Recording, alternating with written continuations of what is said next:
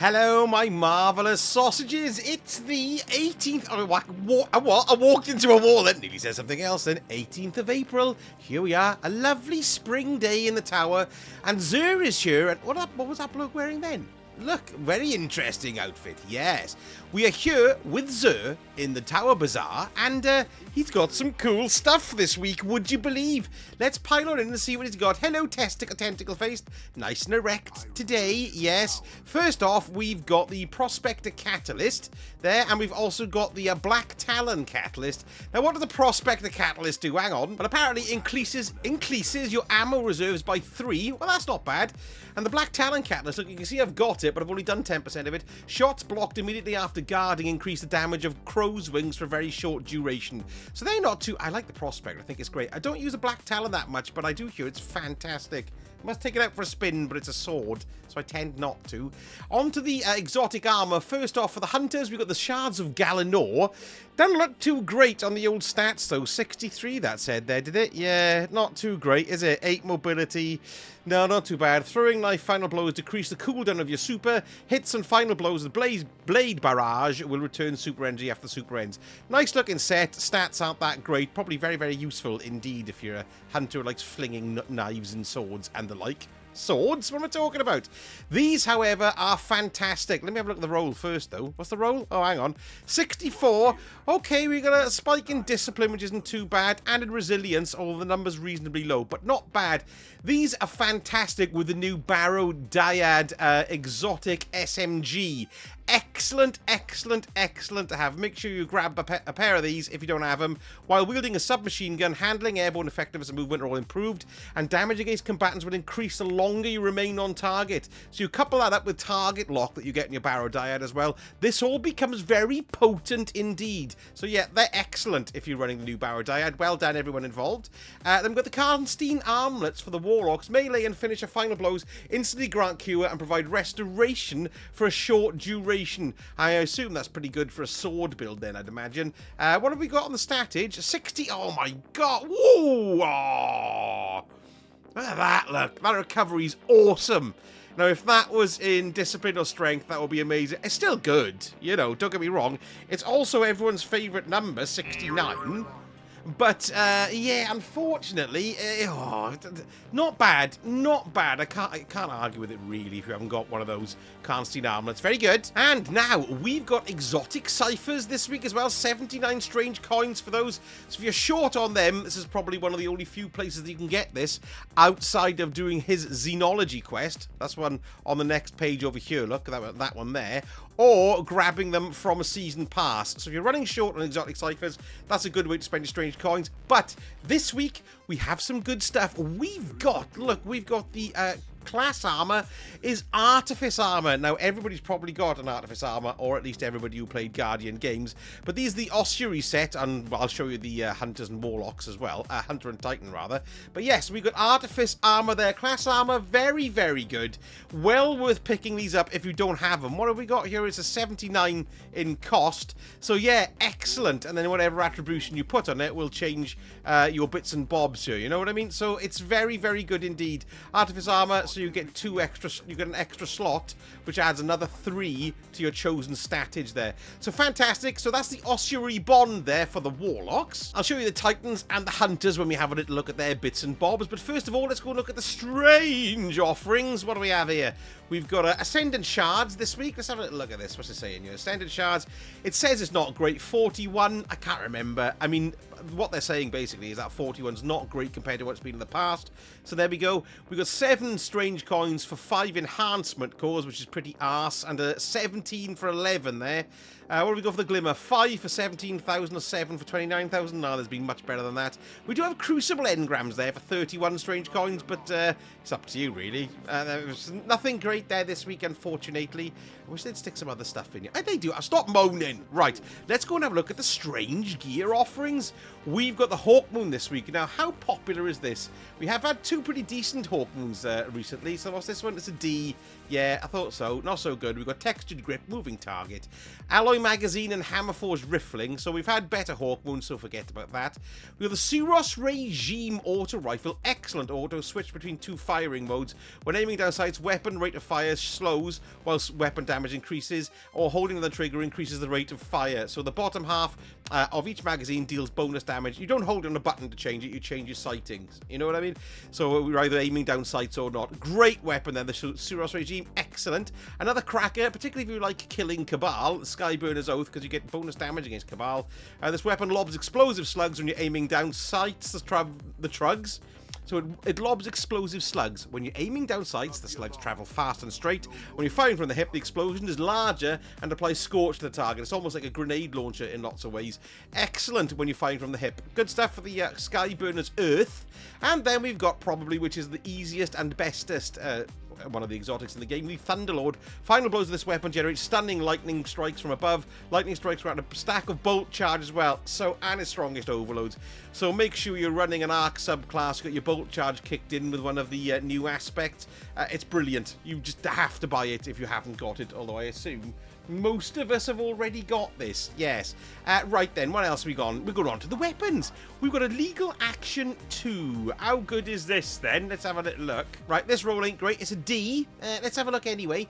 Wellspring, heating up, appended mag, extended mag, smell bell, and what's that one? Corkscrew rifling with a reload speed masterwork. This, I believe, it's a high impact frame pulse. Yes.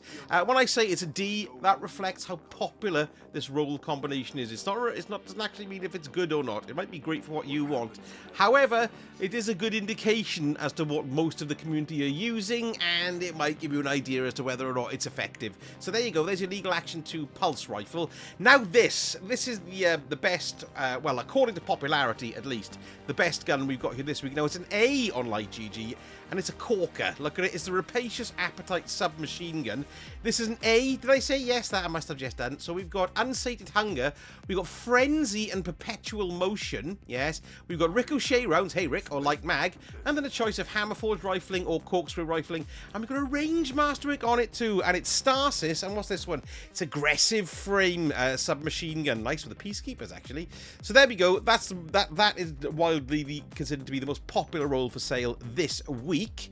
Then we've got the Widow's Bite sniper rifle, rapid fire frame. It's solar, usually not very good for some reason on the perk combos, and again this one's no different. D in popularity, disruption break, pulse monitor, tactical mag, steady rounds, smell bar, or corkscrew rifling, and a tier 1 stability. Well, obviously steel, it's tier 1. What am I talking about? There we go. So there's that there. Not great. What else do we have here? We've got the Deadpan Delivery. Haven't seen this one for a while, actually. Ooh, it's actually quite a popular perk combo on this. We've got Killing Wind and Overflow. Tactical Mag, Light Mag, Smell Bar. Again, every single one of them's on small bore so far. And Rifled Barreling. And we've got a Range Masterwork. Yeah, that's a B on Light GG. Probably end up being pretty popular this weekend, so that'll end up being an A, possibly an S. What do we have? Temptation's Hook. This is a caster frame arc sword. We've got Surrounded, Energy Transfer, Balance Guard, Enduring Guard, Hungry Edge, Pay Attention 007, Honed Edge, and Glen Close as well. And we've got an Impact Masterwork on it too. What's that then? That's given a D for dump. So people don't particularly like it. Corsair's Wrath, Linear Fusion. This is Arc, it's Precision Frame. This is a D on Light GG for this combo. I always like this gun, but I don't use it much anymore. Kill Clip, well, it's not bad. Firmly Planted, so make sure you're kneeling. We've got Enhanced Battery or Particle Repeater, Fluted Barrel, and also Chambered Compensator, and a Handling Masterwork. There we go, there's that. So D, not popular. And then we've got the Eternity's Edge Sword. We've had some good rolls on these the last few weeks. This one's a C, so, you know, averagely popular. Counterattack, Thresh, Infinite Guard, Hungry, Enduring, and Tempered, and of course the Impact Masterwork. Next, let's have a look at the Legendary Armor. So the Yuga Sundown set. Let's have a look at what we got here stats-wise. Not a bad looking set. I'm not keen on the chest piece. I don't know why, but I'm not. 62 and a spike in strength. Okay, what do you think about this? See, I'm not too sure if I like it or not. I mean, you know, it's not bad. It's quite cool. I don't know. 66. We want a spike and recovery. Of course, neither discipline or strength, but we ain't got that. But still, it's not a bad. Sorry, not great. Here's the bond. There it is. Yes, shiny. No stats on that, of course. Here's the helmet. And what do we have? 62 resilience and discipline. Nice looking helmet, though. Yes, nice. And can't recommend it, though. And the booties. Let's have a look at the boots. Nice laced up boot. I quite like those, don't you? I like the look of them. 63 spike and discipline. Yeah, nothing to write home about, I'm afraid. Warlocks. Right then, here's the Biosphere Explorer mark. We're with the Titans now, of course. So there's the Artifice armor there for the Titans. If you didn't have a class item picked up an Artifice one, this is a great one to come and grab. Make sure you grab them. 79, yes. What else did we have here then? Let's go in. We've got the Crown Splitter sword. Now, I don't think this is much cop either. No, it's an F on like GG, so it's not popular. Surrounded Thresh, Heavy Guard, Hungry Edge, Enduring Blade, and Tempered Edge, and an Impact Masterwork. And let's go and have a look at the strange... No, it's not. The Midnight Exigent set. Looks better for the Titans, I think. 65. Good looking set for the Titans, yes. Meaty. Wow, it's a huge strength wallop there. But unfortunately, it's a bit middling and pale for the main three. So not a great stat combo, but a great looking set of arms. Here's the chest. I think that looks better than the Warlocks one, quite frankly. 65.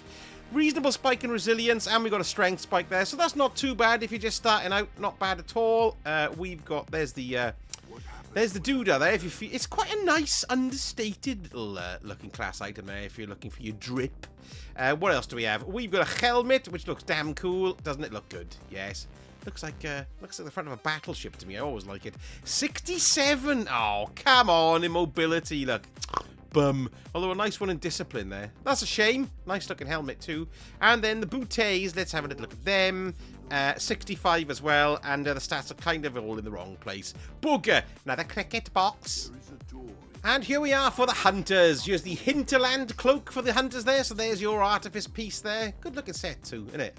I like the... Does it look like a facehugger's grabbed his head from the back, look? Yes, that's good. I like that. Let's go and have a little look at the rest of the Malarkeys. We've got the Quickfang Sword here. What do we have for this one?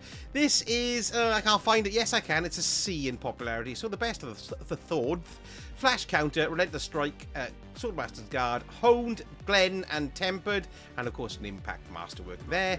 And then let's have a look at the armor. What have we got for the armor? The Abhorrent Imperative Grasps.